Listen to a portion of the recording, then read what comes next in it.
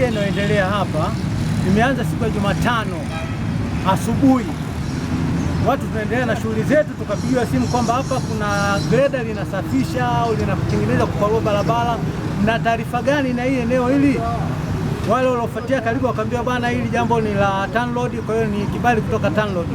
Kwa hiyo ikabidi mwenyekiti na baadhi ya wajumbe wanipigie simu nikiwa kule Kapil Point kazini kwamba twende TANROADS tukaonane na uongozi wanafanya kitu gani hapa.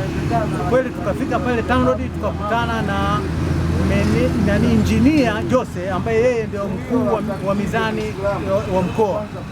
Mazungumzo yalivyokuwa naenda, wao walisema kwamba ili eneo la nje hapa ni road reserve ya serikali. Kwa hiyo kuna mwekezaji amepatikana ambaye anataka kuweka mizani ndogo kwa ajili ya magari yanakuwa yanapima kabla ya kwenda kwenye mizani kuu ili kuhakikisha mzigo wao umekaa sawa.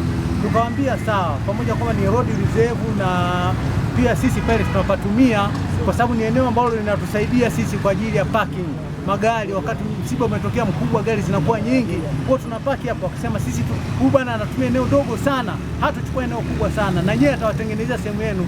Tukasema basi sisi sio wenyewe pale, tunaomba tupate barua inayotoa taarifa hii ya kuidhinisha kwamba hapo iko hivyo, kwa sababu sisi tunasimamia misikiti zaidi ya 16 ambayo inazika pale. Watataka kujua, na hivi kuna mchemko mkubwa sana huko, watu wana mihemko, wanataka kujua sisi tumeruhusu namna gani jambo hili.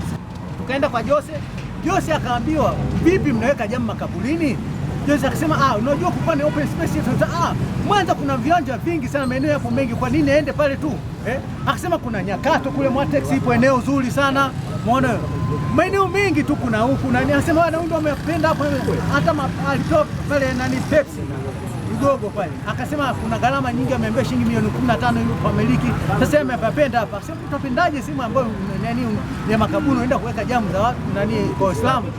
Akasema sasa sikiliza, na hapo ushauri wa bure pale Buzuruga pale stendi ya zamani kuna eneo la kwetu lile free.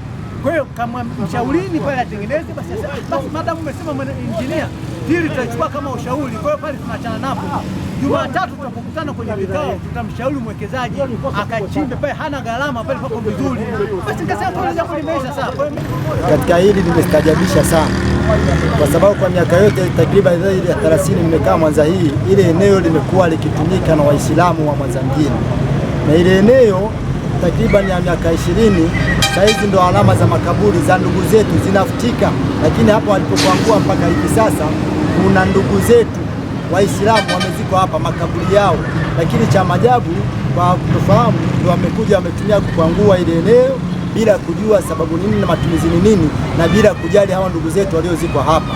Hili ni jambo la ajabu sana na ni jambo ambalo halipendezi kwa Waislamu. Katika hili tumeona huyu atakayekuwa amehusika kuja kufanya uamuzi wa kutengeneza ile eneo kwa ajili ya manufaa yake binafsi pasina kuwa hapa kipaumbele Waislamu ambao ndo wanamiliki eneo hili la makaburi, ni miongoni mwa makosa makubwa sana. Na katika hayo makosa ni ambayo yanaweza yakaleta uvunjifu wa amani pale wanapokuja Waislamu wengi kuja kuoji katika hili jambo ambalo limepita nyuma ya mgongo wao. Ni jambo ambalo litakuwa halipendezi, linaweza likaleta vurugu kubwa sana. Kwa huyu bwana ambaye ameweza kuchukua uamuzi wa kutengeneza ile eneo kwa ajili ya biashara zake, amefanya makosa makubwa, ambalo kosa kubwa la kwanza kulifanya bila kuhusisha Waislamu ambao ndo wenye eneo husika, kwa sababu kuna ndugu zao wamezikwa hapa Waislamu. Kwa katika ile aenda kajitathmini, aonane na Waislamu kama analihitaji eneo waweze kumpa majibu sahihi, maana sio